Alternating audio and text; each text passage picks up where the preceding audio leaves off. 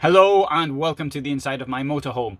I'm doing this as a very quick video because I just saw something on Sky News, no less, which sort of wound me up a little bit. I wouldn't say it wound me up, I wasn't sort of wound up, I thought that's a mistake. And it refers to Boris Johnson. He's announced that he's going to go, and not before time too, in my opinion.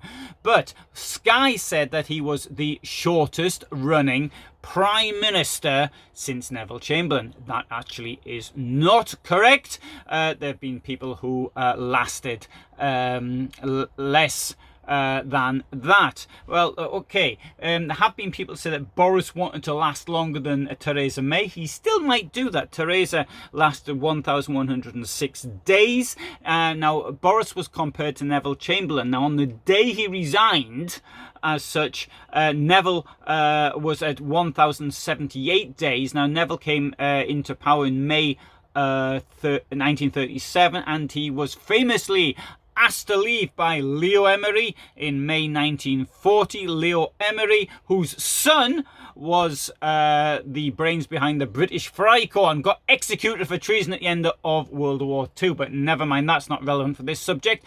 So Neville was succeeded famously by Winston Churchill. Boris and Neville at the same amount of days at the moment. Boris is obviously going to last much longer. I don't know how long he's going to last at the time of me doing this video, but hopefully anybody in the future watching this will know. And now there was, however, a person that somebody, a commentator on Sky News, should have known about, and that was Gordon Brown, who took over from Tony Blair, and he lasted 1,049 days. However, there were others who lasted even less time. Now, I'm just going to deal with the ones from 1900 before telling you the shortest running prime ministers. Henry Campbell Bannerman was the Liberal Prime Minister, came into power in December 1905. He lasted until 1908. He really had to resign because of his health. He'd had a series of heart attacks, and he didn't think he would last much longer. He was the Prime Minister, when he became Prime Minister, he was already Father of the House. He was the oldest parliamentarian, Member of Parliament in Westminster at the time. But even less than him was Anthony Eden, 1955 to 1957. He lasted 644 days. The reasons, look at Suez crisis, didn't really do much for him, and so he resigned. Now, within the same government period, if you like, I don't know if that's the right word, but within the same party period as Anthony Eden was Alec Douglas Home. I think it's pronounced Alice Douglas Hume. I don't know why it's written home, but it's pronounced Hume. I think that's correct. If it's not correct, then somebody can correct me.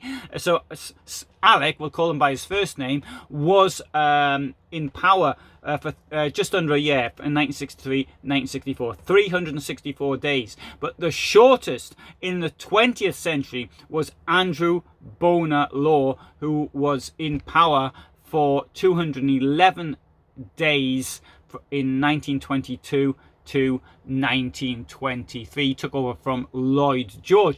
But if we go back to the good old days of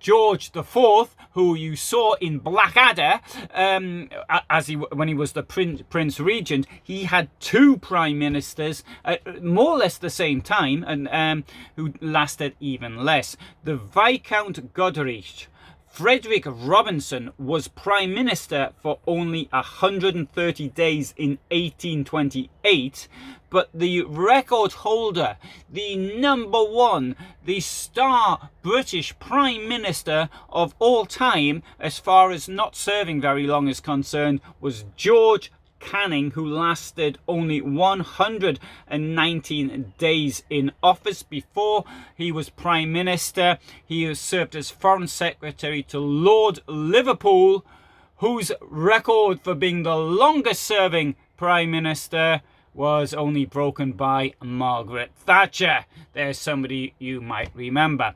Okay, thanks very much for watching, and I shall leave you with your homework. What do you think of Boris Johnson? Are you really glad he's gone? Or do you wish he'd stayed on a bit longer?